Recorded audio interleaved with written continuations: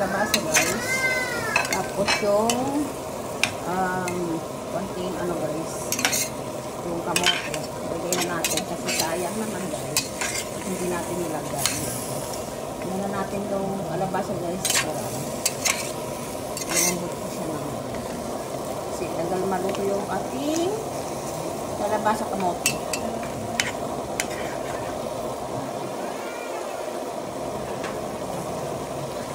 Sabay na natin ilagay ng ano guys, konting pampalasa dyan, magic sarap. Tapos konting ano guys, pamintang durog.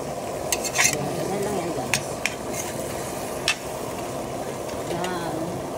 Tapos atin itong tatakpan guys.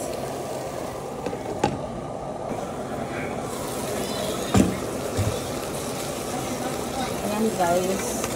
Guys, hindi na natin maputugan kasi ano, ribs talaga siya. Ayan, medyo malambot na yung ating kalabasa at saka yung ating kamote guys. Lagyan na natin yung iba pang gulay.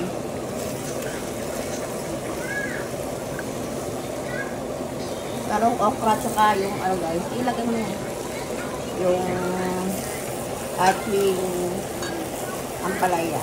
Ayan. Sabay na natin yung ano guys dito. Yung bagoong isda. Ayan. Okay na yan guys.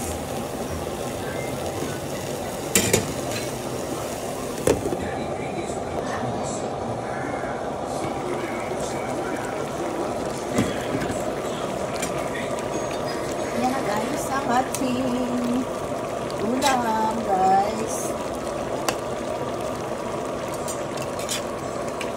Ayan natin sige.